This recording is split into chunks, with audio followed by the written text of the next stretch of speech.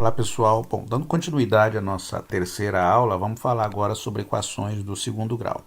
O que é uma equação do segundo grau? Bom, a gente viu anteriormente a do primeiro grau. Como é que era do primeiro grau mesmo? Era y igual a x mais b. Por que era do primeiro grau? Porque a gente tem esse x, que é a nossa incógnita, tá? A gente pode chamar ela de variável independente. E y é a nossa variável dependente, porque depende de x, tá? Por quê? Eu dou um valor de x, acho um valor de y. Por que é do primeiro grau? É do primeiro grau é porque a maior potência de x aqui é 1. Você fala, professor, não estou vendo potência nenhuma, tá? Que tenha como se tivesse um 1, tá?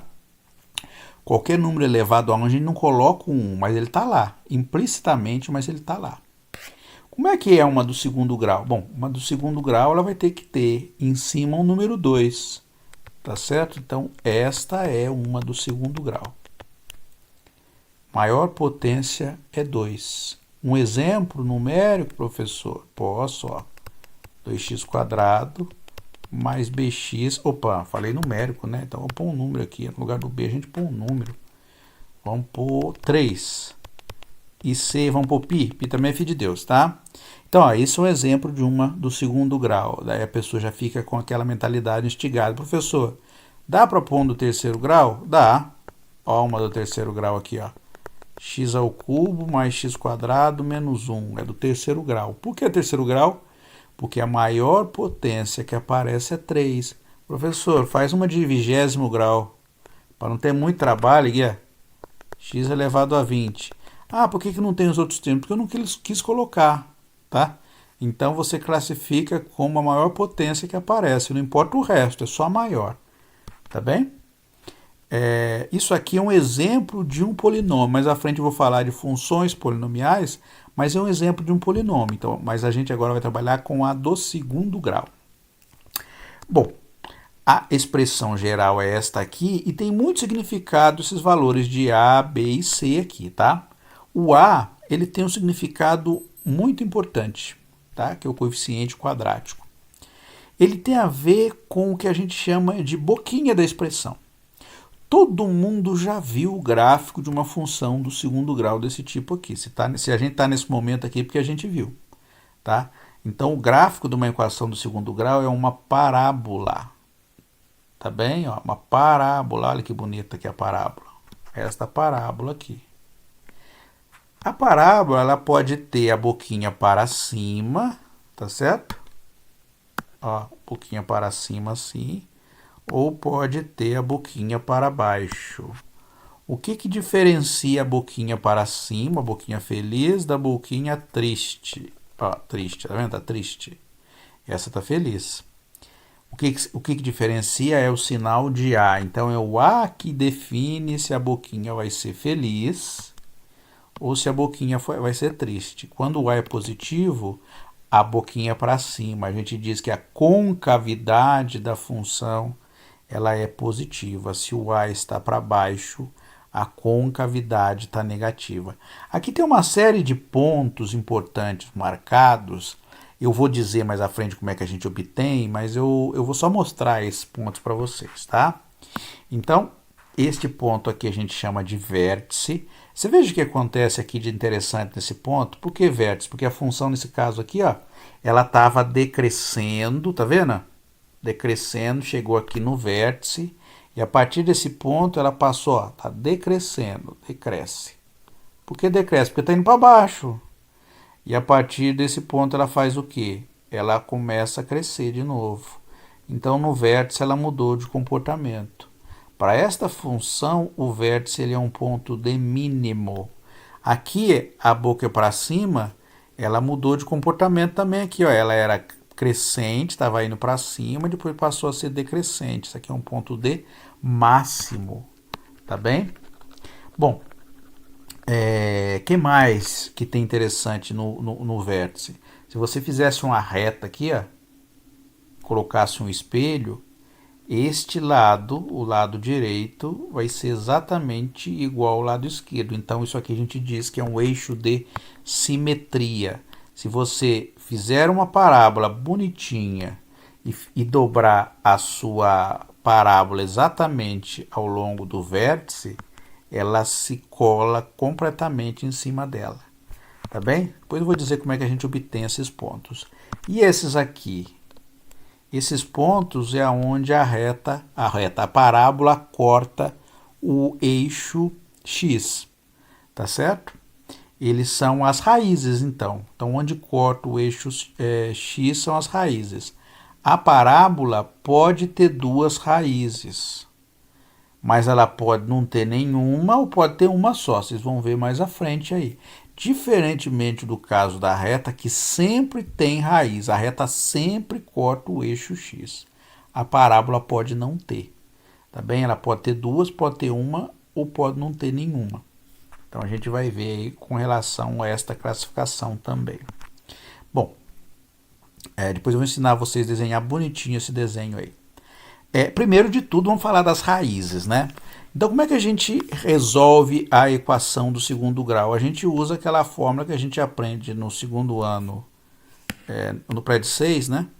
Que é a equação de Bhaskara. Como é que é a equação de Bhaskara? Ax² mais bx mais c igual a zero. A gente vai resolver esta equação para achar a raiz. E como é que a gente resolve? É x igual a menos b mais ou menos raiz de delta sobre 2a. Certo? Essa é a formulazinha que a gente aprende.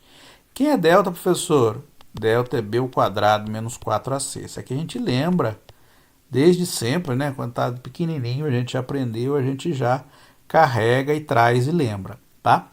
Bom, quais são as raízes, então? As raízes vai ser menos b, esse mais ou menos aqui, porque vai ser uma com mais, então é menos b mais raiz de b² menos 4ac dividido por 2a, tá certo? Essa é a primeira raiz. Se você olhar aqui no nosso desenho, esta é a primeira raiz, ó. Tá bem? Menos b, menos, aqui é menos, né? Desculpe, aqui está invertido. Aqui é menos, ó, menos, e aqui é mais. A primeira raiz é menor, porque você faz esta menos esta. E a segunda raiz você soma, tá bem? Para ficar coerente. Fala, professor, mas se eu quiser trocar o nome eu posso? Pode, você pode trocar. Eu só aqui coloquei menos e menos para ficar bonitinho aqui, ó, no meu desenho, ficar coerentinho, tá? Então, ó, esta é a primeira raiz e esta é a segunda raiz da minha expressão.